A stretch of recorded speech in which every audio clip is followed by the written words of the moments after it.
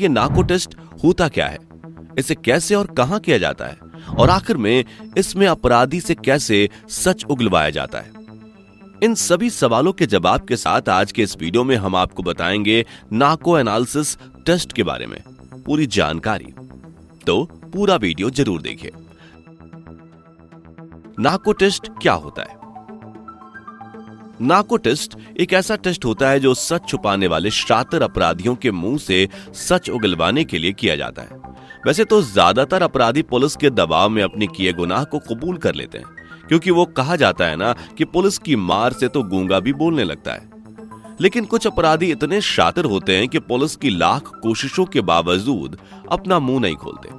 ऐसे में कोर्ट की परमिशन लेकर पुलिस और सीबीआई जैसी इन्वेस्टिगेशन एजेंसी नार्को टेस्ट करती है। ये नार्को एनालिसिस टेस्ट एक विशेष प्रकार का टेस्ट होता है, जिसमें अपराधी को एक ट्रूथ सीरम दिया जाता है, यानी कि उस व्यक्ति को सोडियम पेंटोथल नामक एक साइकोएक्टिव ड्रग दिया जाता है, जिससे वो व्यक्ति बेहोशी की स्थिति में चला जाता है, लेकिन दिमाग सक्रिय रहता है। यानी वो ऐसी अवस्था में चला जाता है जिसमें उसके लिए झूठ बोलना नामुमकिन हो जाता है, जिसके बाद उस व्यक्ति से अपराध की घटना से जुड़े सवाल पूछे जाते हैं। इस टेस्ट की खासियत यह है कि इसमें दिए गए ट्रूथ ड्रग की वजह से व्यक्ति सोचने और समझने की क्षमता खो देता है, इसलिए वो पूछे गए सवालों के मनगढ़ंत जवाब नहीं दे पाता, बल्कि उसके दिमाग में असली घटना की जो छवि और जानकारी मौजूद होती है वो बता देता है, क्योंकि झूठ बोलने के लिए सोचना जरूरी होता है और ये ड्रग उसी सोचने की क्षमता को खत्म कर देता है।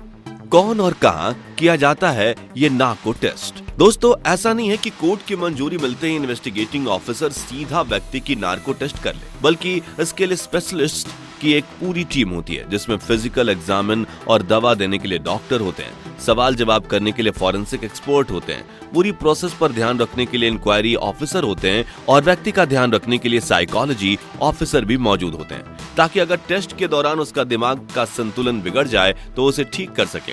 इस तरह से एक्सपर्ट की एक पूरी टीम नार्को टेस्ट करती है। बता दें कि नार्को टेस्ट हमेशा सरकारी अस्पताल में ही किया जाता है। साथ ही इस पूरी प्रोसेस की वीडियो रिकॉर्डिंग भी की जाती है। नार्को टेस्ट से पहले क्या क्या सावधानियां बरतनी पड़ती है? साथियों, नार्को टेस्ट की प्रक्रिया काफी जटिल होती है, जिसके लिए अपराधी का केस देखने वाले इंक्वायरी ऑफिसर सबसे पहले व्यक्ति को एक साइकोलॉजिस्ट के पास ले जाते हैं, जो उसकी जांच कर ये रिपोर्ट देता है कि आरोपी नार्को टेस्ट के लिए शारीरिक और मानसिक रूप से पूरी तरह से फिट है या नहीं। अगर वो ग्रीन सिग्नल देता है तो ही प्रोसेस को आगे बढ़ाया जाता है, जिसके बाद डॉक्टर्स की एक टीम आरोपी से मिलती है और उसे इस बारे में पूरी जानकारी देती है कि यह टेस्ट किस तरह से किया जाता है। साथ ही उसे यह भी बताया जाता है कि टेस्ट में उसे कौन से साइको एक्टिव ड्रग्स दिए जाएंगे। जी हाँ, आरोपी को जानकारी दिए बिना यह टेस्ट करना कानूनी नहीं होता, और यह टेस्ट परफॉर्म करने के लिए सस्पेक्ट से कंसेंट लेना भी अनिवार्य है, इसलिए यह प्रोसेस भी उतना ही जरूरी है। आगे जब सरकारी अस्पताल में नार्को टेस्ट किया जाता है, तभी ऑफिसर्स इसकी वीडियोग्राफी करते हैं। जी हाँ, शुरुआत से लेकर अंत तक वीडियोग्राफी करना अनिवार्य है और उसके बिना यह टेस्ट नहीं किया जा सकता।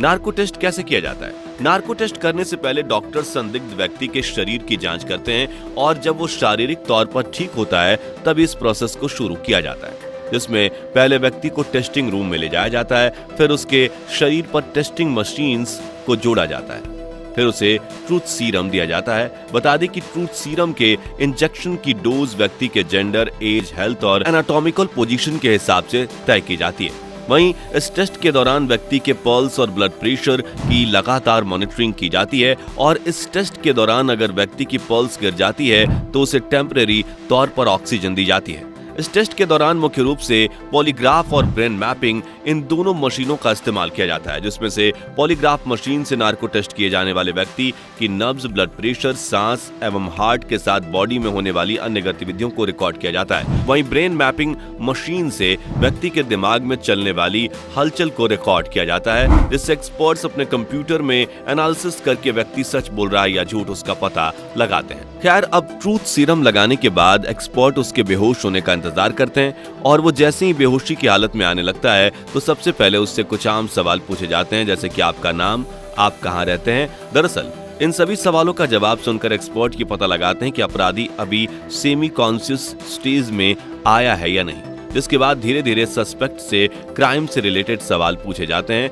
अब क्योंकि ट्रूथ सीरम देने के बाद व्यक्ति दिमागी तौर पर एक स्लो स्टेज में पहुंच जाता है और उसकी लॉजिकल एबिलिटी काफी कम हो जाती है, तो ऐसे में वो सवालों के सही जवाब देने लगता है। दोस्तों, अक्सर आपने देखा होगा कि खुद को बचाने के लिए क्रिमिनल झूठी कहानियां बना देते हैं और उसी कहानी को जारी रखने के लिए वो सोच समझ कर आगे और झूठ बोलता है, जिसमें उसे काफी दिमाग लगाना पड़ता है। लेकिन यही जब दिमाग सेमी कॉन्शियस स्टेज में चला जाता है तो उससे सच निकलवाना काफी आसान हो जाता है। साथियों, नार्को एनालिसिस टेस्ट करने का उद्देश्य सिर्फ सच उगलवाना ही नहीं होता, बल्कि कई मामलों में इससे सिर्फ ये जानने की कोशिश की जाती है कि यह व्यक्ति घटना में शामिल है या नहीं। ऐसे में व्यक्ति का वेट कंप्यूटर स्क्रीन के सामने रखा जाता है और ट्रूथ सीरम दिया जाता है, जिसके बाद उसे पहले जंगल, पहाड़, फूल, फल और सब्जियों जैसे सामान्य दृश्य दिखाए जाते हैं और फिर धीरे धीरे करके अपराध से जुड़ी तस्वीरों को दिखाया जाता है। इस दौरान व्यक्ति के शरीर की गतिविधियों की जांच की जाती है। ऐसे में अगर मन और शरीर अलग अलग प्रतिक्रियाएं करते हैं तो ये पता लग सकता है कि व्यक्ति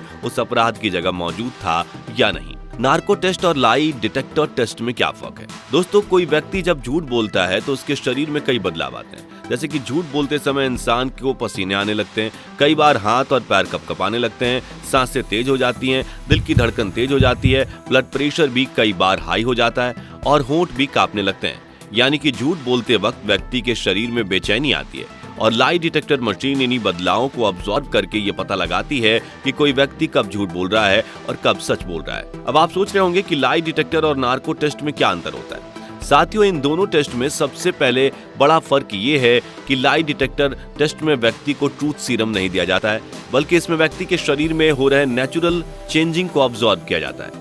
लेकिन आपने फिल्मों में भी देखा होगा कि कई बार शातिर अपराधी अपनी बॉडी के नेचुरल बदलावों को कंट्रोल करके लाई डिटेक्टर टेस्ट को चकमा दे देते हैं और बच निकलने की कोशिश करते हैं। इसलिए नार्को टेस्ट को हम इसी लाई डिटेक्टर टेस्ट का एक अपडेटेड वर्जन कह सकते हैं, क्योंकि इसमें ट्रूथ सीरम देकर व्यक्ति को आधी बेहोशी की हालत में भेजा जाता है, इसलिए उसके झूठ बोलकर चकमा देने के चांस काफी कम हो जाते हैं। भारत में किन किन अपराधियों का नार्को टेस्ट किया गया है? बता दें कि आम लोगों के लिए नार्को टेस्ट अवेलेबल नहीं है और जांच एजेंसीज भी कोर्ट की मंजूरी के बिना नार्को टेस्ट नहीं कर सकती। हालांकि कोर्ट ने आज तक कई संदिग्ध अपराधियों से सच कबूल करवाने के लिए नार्को टेस्ट की इजाजत दी है, जैसे कि साल 2002 में गुजरात दंगों के मामले में कई सस्पेक्ट्स का नार्को टेस्ट किया गया था, जिसके बाद फर्जी स्टैम्प पेपर स्कैम में अब्दुल करीम तेलगी का नार्को टेस्ट हुआ था। फिर 2007 में निथारी हत्याकांड और 26/11 के मुंबई आतंकी हमले के मामले में आतंकवादी अजमल कसाब का नार्को टेस्ट कराया गया था। नार्को टेस्ट के साइड इफेक्ट्स। इस जांच के एक्सपर्ट डॉक्टर विकास खन्ना का कहना है कि नार्को टेस्ट के बाद व्यक्ति में अधीनता का अभाव हो जाता है, जिससे चिड़चिड़ापन, चिंता जैसे मनोवैज्ञानिक समस्याएं देखने को मिलती हैं। वहीं कुछ मामलों में नार्को टेस्ट के बाद लंबे समय तक एंग्जाइटी और कमजोर याददाश्त भी रिपोर्ट हुई है। हालांकि इसका कोई चिकित्सकीय प्रमाण नहीं है। तो दोस्तों, उम्मीद करते हैं कि इस वीडियो से आपको नार्को टेस्ट के बारे में पूरी जानकारी मिल चुकी होगी। तो क्या पुलिस को हर अपराधी की नार्को टेस्ट करनी चाहिए? कमेंट करके जरूर बताइए। और जानकारी पसंद आई हो तो वीडियो को लाइक और शेयर करके दूसरे लोगों तक भी इस इंपॉर्टेंट वीडियो को जरूर पहुंचाइए। और नॉलेज से भरपूर ऐसे इंटरेस्टिंग वीडियो देखते रहने के लिए हमारे चैनल को लाइक, सब्सक्राइब और फेसबुक पेज को फॉलो जरूर करें। धन्यवाद।